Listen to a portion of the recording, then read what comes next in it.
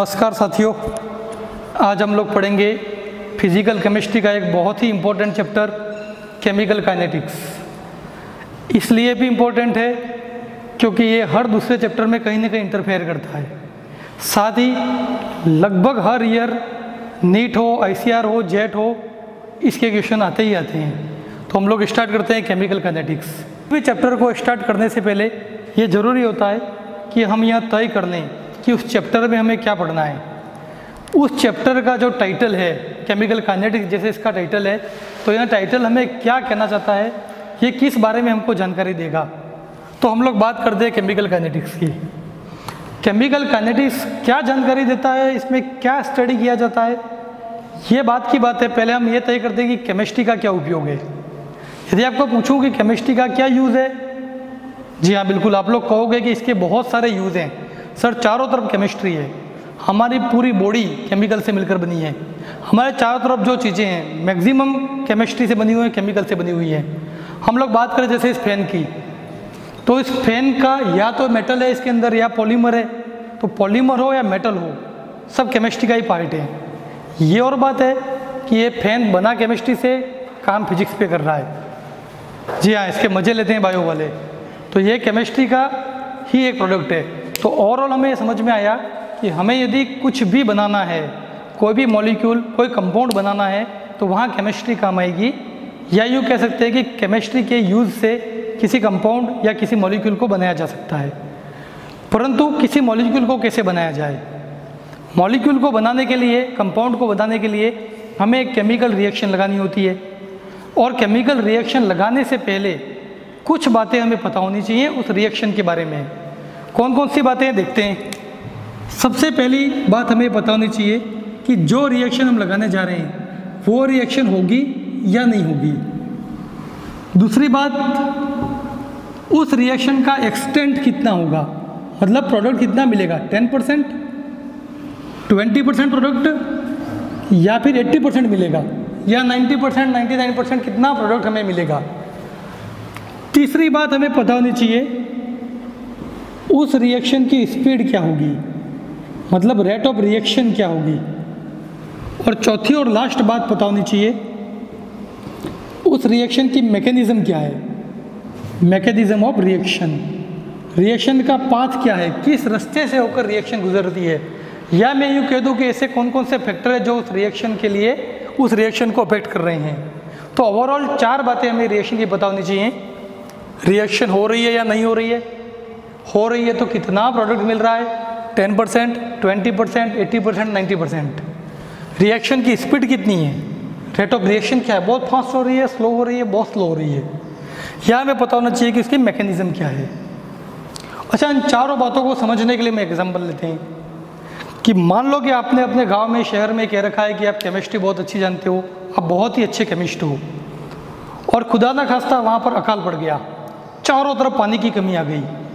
चूँकि आप लोगों ने कह रखा था कि हम अच्छे केमिस्ट हैं, गाँव वाले सब एकत्रित होकर आपके पास आ गए कि साहब चारों तरफ पानी खत्म हो गया है, और हमने सुना है कि केमिस्ट्री से तो कुछ भी बनाया जा सकता है, तो आप पानी क्यों नहीं बनाते हो, आप पानी बना लो।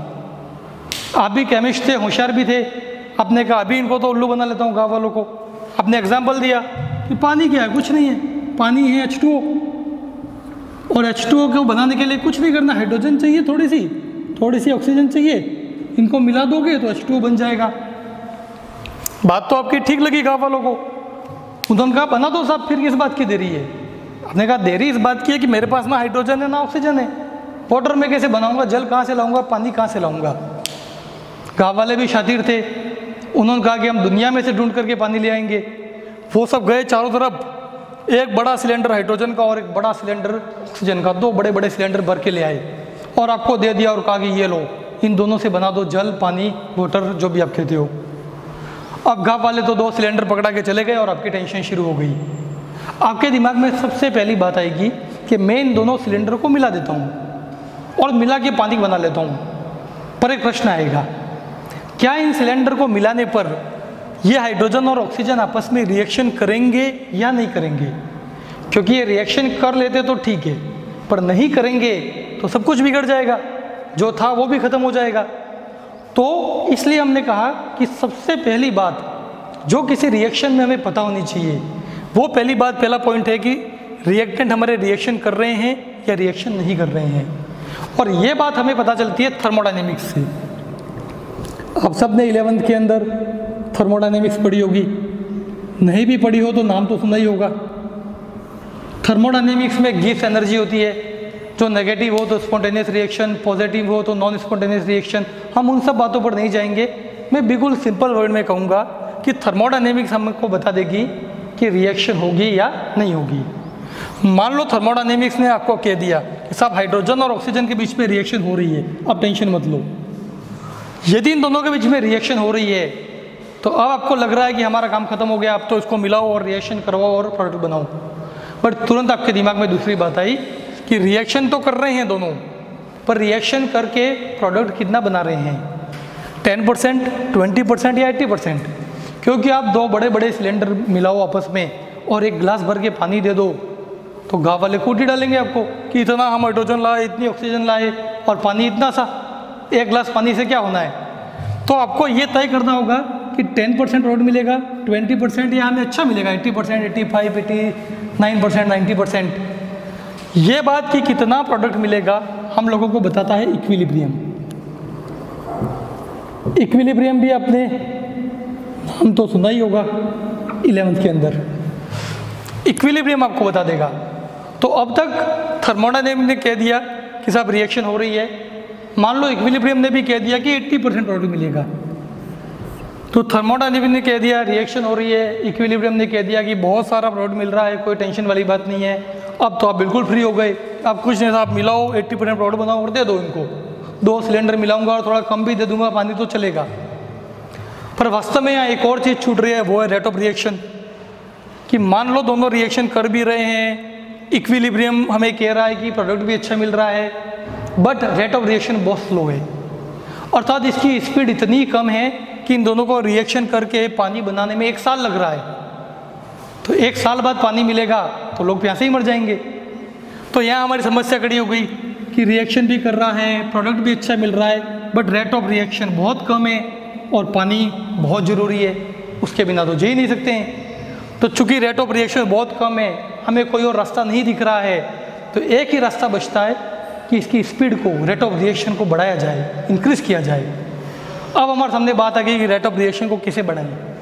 तो रेट ऑफ रिएक्शन को बढ़ाने के लिए हमें पता होना चाहिए कि अफेक्टिंग फैक्टर कौन कौन से हैं, ऐसे कौन से फैक्टर हैं जो रेट ऑफ रिएक्शन को अफेक्ट कर रहे हैं, या दूसरे वर्ड्स में मैं कहूँ कि रिएक्शन की मैकेनिज्म क्या है, ये हमें पता होनी चाहिए, मैकेनिज्म ऑफ रिएक्शन।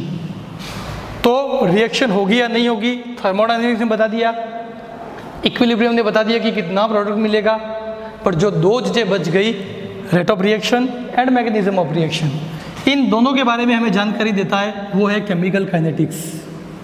तो यहाँ से आप क्लियरली कह सकते हो कि केमिस्ट्री की वह ब्रांच जिसमें रेट ऑफ रिएक्शन और मैकेनिज्म ऑफ रिएक्शन की स्टडी होती है, केमिकल काइनेटिक्स कहलाती है। लैंग्वेज में लिखना चाहो तो the branch of chemistry which deals with the study of rate of reaction and mechanism of reaction is known as chemical kinetics. वापस से मैं रिवाइज कर देता हूँ, किसी भी रिएक्शन को स्टार्ट करने से पहले कुछ बातें हमें पता होनी चाहिए। पहला पॉइंट, रिएक्शन हो रही है या नहीं हो रही है, मतलब वो रिएक्टेंट आपस में रिएक्शन करेंगे नहीं करेंगे, थर्मोडायनेमिक्स बताएगा। प्रोडक्ट कितना मिल सकता है, इक्विलिब्रियम आइडिया दे देगा। उस रिएक्शन की स्पीड क्या होगी और उसकी मैकेनिज्म क्या होगी, इन दोनों की जानकारी हमें मिल जाएगी केमिकल काइनेटिक्स से। तो एक बार और रिवीजन कर रहा हूँ मैं, the branch of chemistry which deals with the study of rate of reaction and mechanism of reaction is known as chemical kinetics. मुझे लगता है अब आप लोग समझ गए होंगे कि इस पूरे चैप्टर में हम कहीं ना कहीं रेट ऑफ रिएक्शन और मैकेनिज्म ऑफ रिएक्शन के आसपास घूमते रहेंगे। और यहीं से ये बात भी क्लियर हो गई कि हमारे चैप्टर का जो फर्स्ट टॉपिक है वो है रेट ऑफ रिएक्शन। हम लोग उसे स्टार्ट करते हैं। First topic, rate of reaction.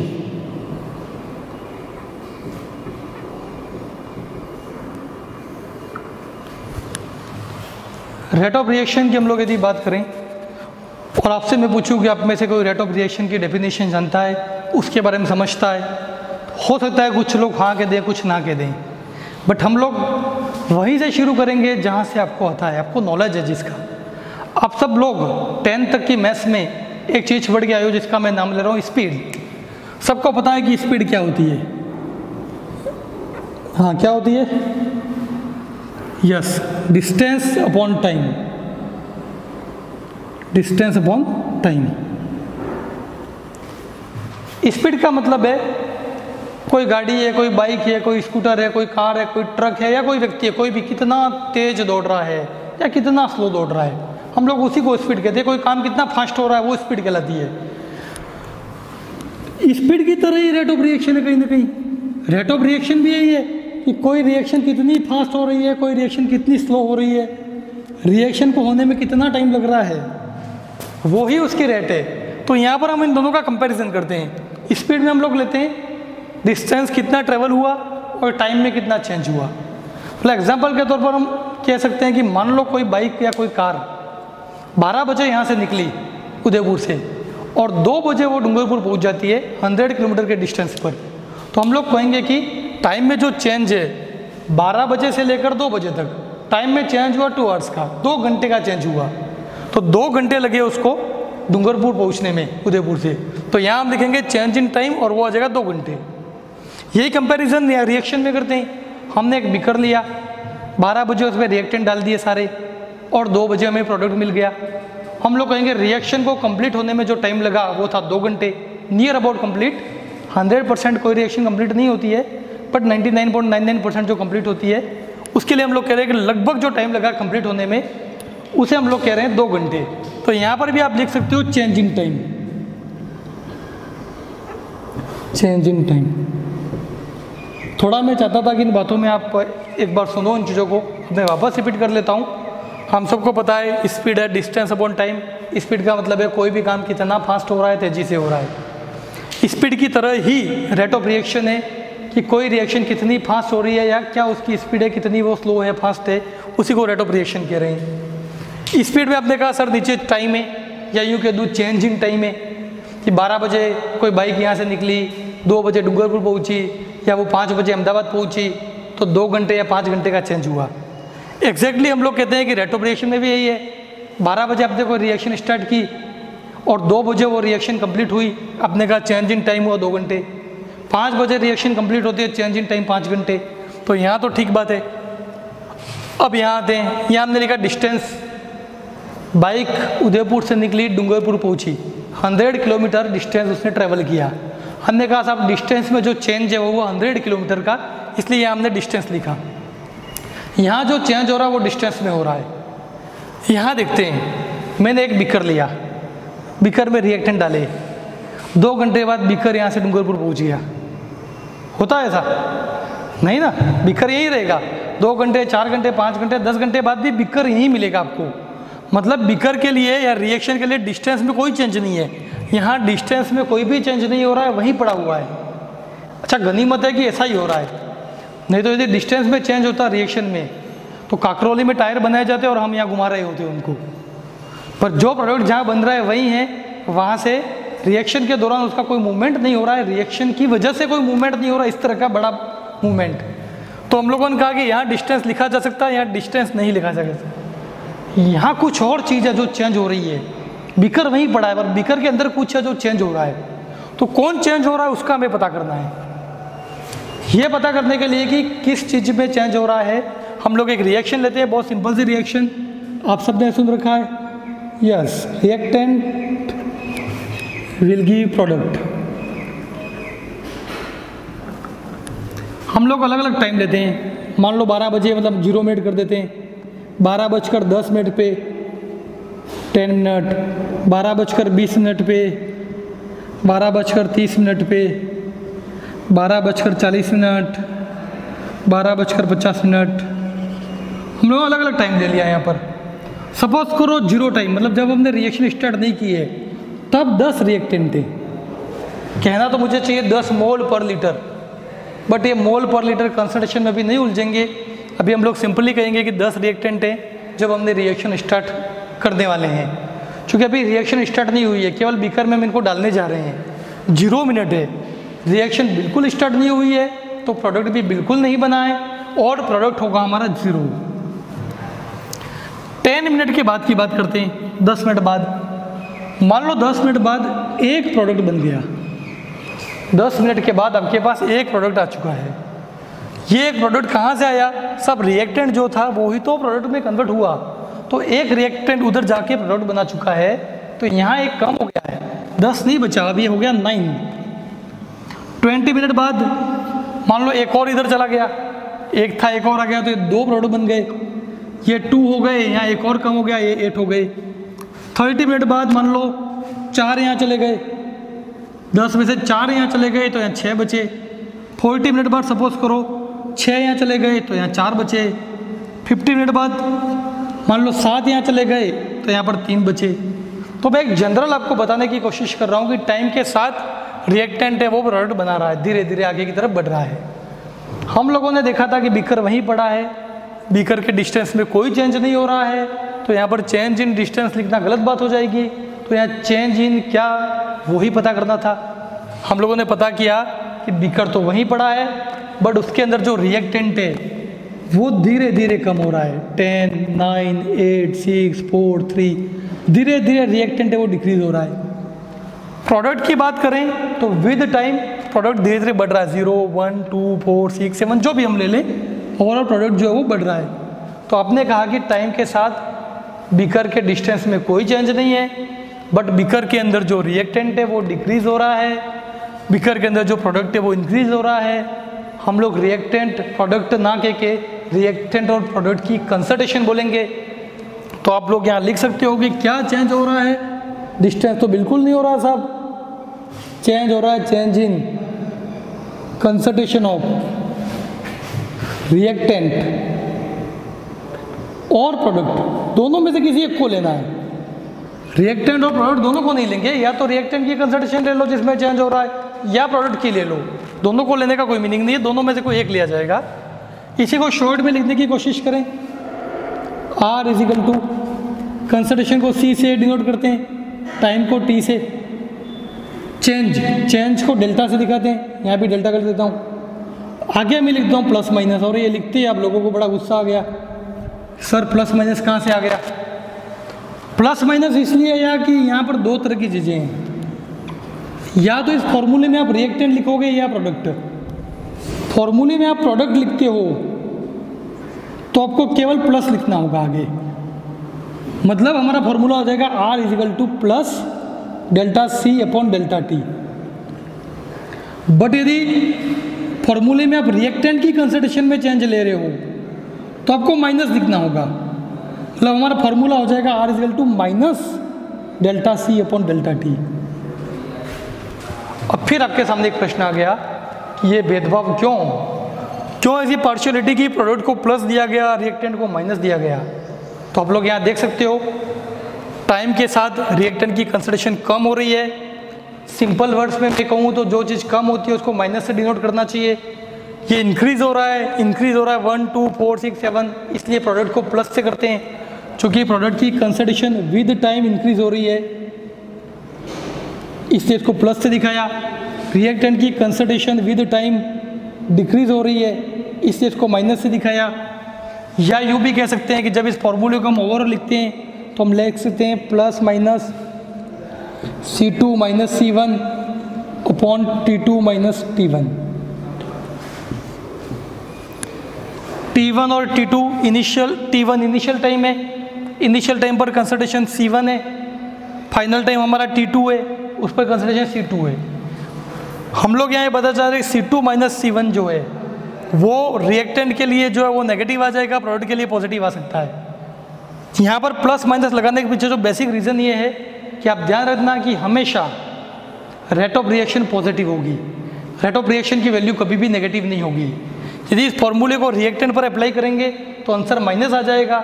Negative को पॉजिटिव करने के लिए हम पहले से यहाँ नेगेटिव लगा रहे हैं, इतना उलझने की कहीं ज़रूरत नहीं है। सिंपली ध्यान रखना कि प्रोडक्ट की कंसंट्रेशन विद टाइम इंक्रीज हो रही है इसलिए प्लस लिखा, रिएक्टेंट की कंसंट्रेशन विद टाइम डिक्रीज हो रही है तो माइनस लिखा। और बहुत इंपॉर्टेंट चीज़ है जो आपको ध्यान रखनी है कि हमेशा रेट ऑफ रिएक्शन पॉजिटिव लिखी जाएगी, रेट ऑफ रिएक्शन हमेशा पॉजिटिव होगी। चेंज इन कंसंट्रेशन पॉजिटिव भी हो सकता है, नेगेटिव भी हो सकता है। प्रोडक्ट के लिए चेंज इन कंसंट्रेशन पॉजिटिव होता है तो प्लस प्लस प्लस ही रहेगा, बट रिएक्टेंट के लिए चेंज इन कंसंट्रेशन नेगेटिव होता है क्योंकि वो कम हो रही है। तो उस नेगेटिव को वापस पॉजिटिव करने के लिए माइनस लगाया, ये नेगेटिव का माइनस, ये माइनस, रिएक्शन वापस आ जाएगी प्लस के अंदर। क्या हमने अब तक बात की, वापस समराइज करता हूँ मैं। हम लोगों ने कहा कि केमिकल काइनेटिक्स के अंदर रेट ऑफ रिएक्शन को पढ़ा जाता है। रेट ऑफ रिएक्शन को समझने के लिए उस फॉर्मूले को हमने लिया जिसको हम बहुत पहले से जानते हैं, बहुत पहले से पढ़ते आए हैं। हमारा फॉर्मूला था speed is equal to distance upon time. हमने कहा कि जिस प्रकार स्पीड कोई काम कितना फास्ट हो रहा है उसको बता रही है, रेट ऑफ रिएक्शन भी यही बता रही है कि कोई रिएक्शन कितनी फास्ट हो रही है या स्लो हो रही है।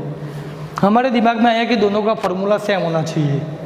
हमने कंपेयर किया, कोई बाइक यहाँ से कहीं जा रही है तो उसके टाइम में चेंज हो रहा है, इसलिए यहाँ चेंज इन टाइम है।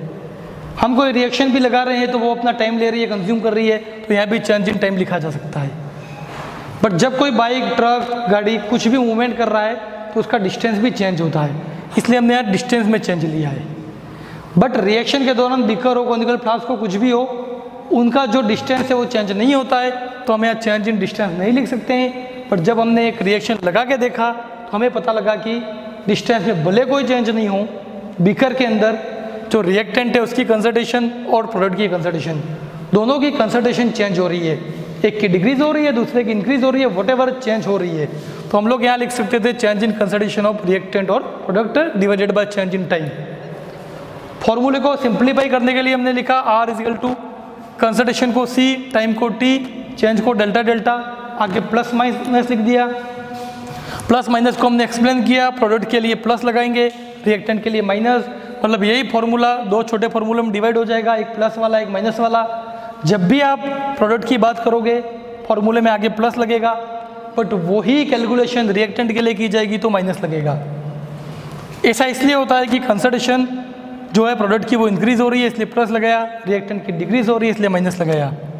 फाइनल फार्मूला हमने दिया, डेल्टा का मतलब चेंज है, चेंज का मतलब है फाइनल माइनस इनिशियल, तो हमने लिखा C2 माइनस C1, टी के लिए T2 minus T1 plus minus.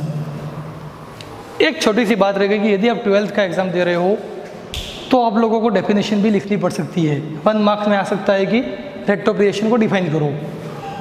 Definition rate of reaction की क्या होगी, तो आप सबको स्पीड की डेफिनेशन ध्यान है, change in distance in unit time, change in distance in unit time is known as speed. यहाँ भी आप लोग ऐसा ही कह सकते हो, change in concentration of reactant और product in unit time is known as rate of reaction. But एक और यहाँ इंपॉर्टेंट चीज़ है कि हमें हमेशा कोई एक रिएक्टेंट या एक प्रोडक्ट लेना है, मतलब एक मोल के लिए ही बात होती है। तो मैं वापस क्लियर करता हूँ, डेफिनेशन ध्यान से सुनना, एक वर्ड जोड़ दूंगा इसके अंदर और डेफिनेशन को थोड़ा सा बड़ा कर दूंगा। Change in concentration of reactant और प्रोडक्ट को मैं बोल रहा हूँ, change in concentration of any one of the reactant और product in unit time is known as rate of reaction. मतलब किसी एक रिएक्टेंट या प्रोडक्ट की कंसंट्रेशन में यूनिट टाइम में कितना चेंज हो रहा है वो रेट ऑफ रिएक्शन कहलाएगा। अब हम लोग बात करेंगे रेट ऑफ रिएक्शन की यूनिट क्या होगी, unit of rate of reaction. बहुत सिंपली इसको मैं लिखूं, जैसे स्पीड को आप डिस्टेंस अपॉन टाइम लिख रहे थे, रेट ऑफ रिएक्शन को मैं लिख रहा हूं कंसंट्रेशन अपॉन टाइम। यूनिट निकालनी है तो टाइम की यूनिट, टाइम की तो बहुत सारी यूनिट है, सेकंड है, मिनट है, आवर है, वीक है, डेज है, मंथ है, ईयर्स हैं, बहुत कुछ है। तो कोई भी एक यूनिट में फिलहाल सेकंड लिख रहा हूँ, आप कुछ भी यूज़ कर सकते हैं। फिलहाल टाइम की यूनिट में लिख रहा हूँ सेकंड। कंसंट्रेशन की यूनिट, कंसंट्रेशन की बहुत सारी यूनिट्स हैं जिनके आपने नाम सुन रखे होंगे, molarity, normality, formality, molality, mole fraction. पर उनमें से मैं बहुत कॉमनली यूज्ड जो मोलैरिटी है उसको यहाँ ले रहा हूँ। यहाँ हम कंसंट्रेशन की यूनिट ले रहे हैं मोलेरिटी। मोलेरिटी, मोलेरिटी का मीनिंग है मोल पर लीटर। एक लीटर के अंदर सॉल्यूट के कितने मोल हैं वो मोलेरिटी है। तो हम यहाँ पर मोलेरिटी ले रहे हैं, मोल पर लीटर ले रहे हैं, मोल पर लीटर अपॉन सेकंड। आप सबको पता है कि यदि सेकंड को मैं ऊपर ले जाऊं तो वो भी इन्वर्स हो जाएगा और हमारी यूनिट कहलाएगी mole litre inverse second inverse, या आप लोग बोलते हो मोल पर लीटर पर सेकंड। जरूरी नहीं है यही लिखो, आप इसको ऐसा भी लिख सकते हो, मोल पर लीटर पर मिनट। घबराना नहीं, कोई रिएक्शन कुछ दिन ले रही है पूरे होने में तो मोल पर लीटर पर डे भी लिखा जा सकता है, पर ईयर भी, पर मंथ भी, कुछ भी लिखा जा सकता है। पर ये इसकी कॉमन यूनिट है, आप लोग इसकी यूनिट कह सकते हो कंसंट्रेशन टाइम इनवर्स। कॉमनली हो गया, कंसंट्रेशन की यूनिट आपने लिख ही दी है मोल पर लीटर, टाइम की कोई भी यूनिट ले लो।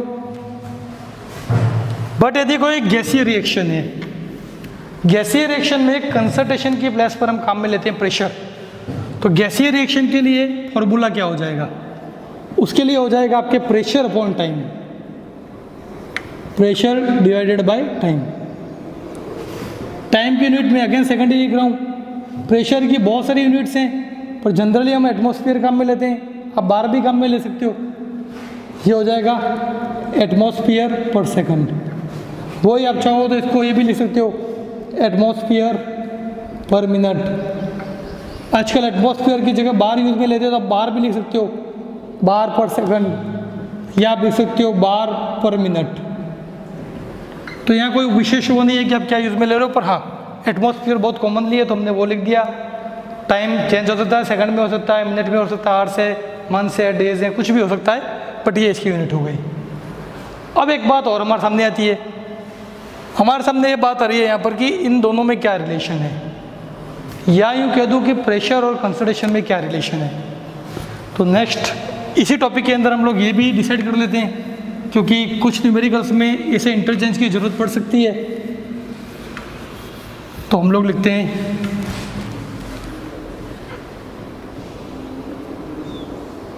रिलेशन बिटवीन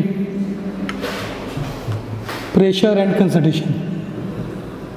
सबसे आसान सी जो रिएक्शन है आप सबको ध्यान होगी, बहुत कॉमनली सबको याद होती है, ideal gas equation PV = nRT। इस V को यहाँ ले जाते हैं हम लोग, P तो nRT पहले से था, V यहाँ अपॉन में आ गया, अपने n/V लिख दिया। आप लोग थोड़ा सा समझने की कोशिश करो, n/V, n क्या है, नंबर ऑफ मोल्स, V क्या है, वॉल्यूम, जिसको आप लीटर में लिखते हो, मोल पर लीटर मतलब कंसंट्रेशन, कंसंट्रेशन को हम दिखाते हैं C से, तो n/V को आप लोग कह सकते हो कंसंट्रेशन C। P हो गया CRT। जी हाँ, यही रिलेशन है प्रेशर और कंसंट्रेशन में, P CRT। ध्यान रखना C यहाँ पर कंसंट्रेशन है और हम लोग कह रहे हैं कि P is proportional to C। हम लोग ये भी कह रहे हैं कि R की वैल्यू क्या होगी, तो R के बहुत सारे वैल्यूज़ हैं। स्टेट ऑफ मैटर या गैसीय स्टेट में आप लोग पढ़ते हो, जनरली हम काम में लेते हैं 0.0821 एटमॉस्फेयर लीटर पर मोल पर केल्विन। T यहाँ पर टेम्परेचर है, तो ये भी लिख लेते हैं T टेम्परेचर है। P बताने की जरूरत नहीं है पर दिखा देते हैं कि P भी प्रेशर है। तो जब कभी ज़रूरत पड़े प्रेशर और कंसंट्रेशन को एक दूसरे में कन्वर्ट करने की, तो P = CRT की हेल्प से हम कन्वर्ट कर सकते हैं। R और T rate constant, gas rest constant है R, और T जो है वो है हमारा टेम्परेचर। R है गैस कांस्टेंट, T है टेम्परेचर। तो यहाँ पर मैं मेरा first topic rate of reaction complete करता हूँ। रेट ऑफ रिएक्शन कंप्लीट नहीं हुआ, केवल रेट ऑफ रिएक्शन का फंडामेंटल जो था वो हमारा यहाँ कंप्लीट होता है। हम लोग सेकंड टॉपिक पर आते हैं। सेकंड टॉपिक है टाइप्स ऑफ रिएक्शंस।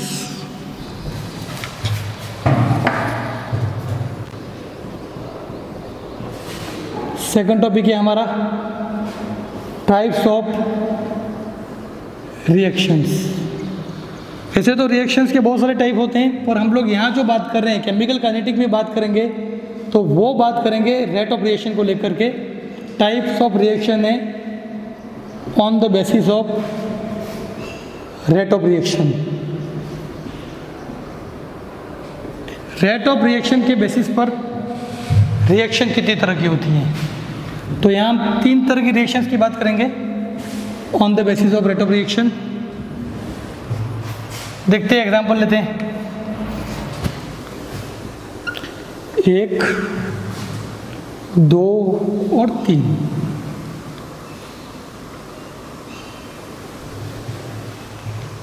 जो जनरल रिएक्शन हम लोग देखते हैं उसकी बात करते हैं। एक रिएक्शन हो रही है हमारे शरीर के अंदर, जो खाना पच रहा है, ऑक्सीडेशन है जनरली। तो खाना पचना भी एक रिएक्शन है, ऐसा हम लोग मान लेते हैं, एक बार रिएक्शन ही है वैसे। दूसरी, लोहे की चीज़ों पर जंग लग जाता है बारिश के दिनों में, तो लोहे पर जंग लगना, रस्टिंग ऑफ आयरन। तो खाने का पचना हो गया, रस्टिंग ऑफ आयरन हो गया। और तीसरी रिएक्शन जो हम लोग यहाँ ले रहे हैं, वो ले रहे हैं आयनिक रिएक्शन, जो हम लैब के अंदर प्रैक्टिकल्स करते हैं कि पीपीटी आ गया, प्रेसिपिटेट आ गया। तो इन तीनों तरह की रिएक्शन में क्या फ़र्क है देखते हैं। यदि हम प्रेसिपिटेट की बात करें तो प्रेसिपिटेट जो है वो इंस्टेंट आ जाता है, तुरंत। जैसे ही आप एक के अंदर दूसरा मिलाओगे और यदि वो रिएक्शन सही है तो तुरंत प्रेसिपिटेट आ जाएगा। रस्टिंग ऑफ आयरन सब ये तो बहुत टाइम लेती है, साल भर लग जाता है, कई महीने लग जाते हैं जंग लगने में। ऐसा नहीं है कि अभी तो लोहा पड़ा हुआ हमारा और आधे घंटे बाद उस पर जंग लग गई, नहीं, ऐसा नहीं होता है, टाइम लगता है, टाइम कंज्यूमिंग है। खाना पचना 3-4 घंटे में पच जाता है। मतलब 3 तरह की रिएक्शन होगी। एक तो तुरंत हो रही है, इंस्टेंट, हमको पता भी नहीं लगता है, सेकंड के भी कई छोटे से हिस्से में वो रिएक्शन कंप्लीट हो जाती है। वो होते हैं वेरी फास्ट रिएक्शन। लोहे पर जंग लगना साल भर लग रहा है, कई महीने लग रहे हैं, तो वेरी स्लो रिएक्शन। खाना पचना है, मॉडरेट रिएक्शन है, धीरे धीरे होती है, पर इतनी स्लो भी नहीं है, इतनी फास्ट भी नहीं है, बीच की है। हमने कहा 3 तरह की रिएक्शन हैं। पहली है वेरी फास्ट रिएक्शन, दूसरी है वेरी स्लो रिएक्शंस, और तीसरी है मॉडरेट रिएक्शंस। तो रेट ऑफ रिएक्शन के बेसिस पर 3 तरह की है।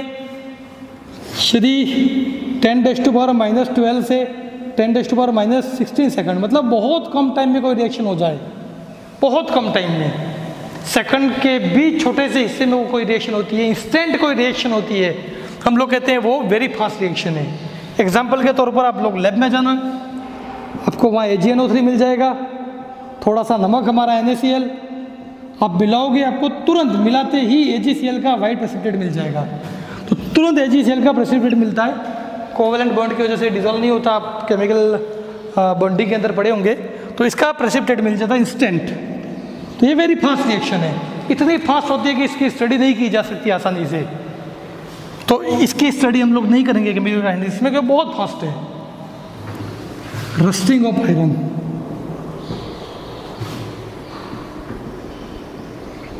कुछ महीनों से साल भर लग जाता है रस्टिंग होने में, जंग लगने में। बहुत स्लो हो रही है रिएक्शन, अभी स्टार्ट हुई, धीरे धीरे धीरे धीरे धीरे होगी, बहुत स्लो रिएक्शन है। इसकी स्टडी भी हम लोग केमिकल काइनेटिक्स में नहीं करेंगे।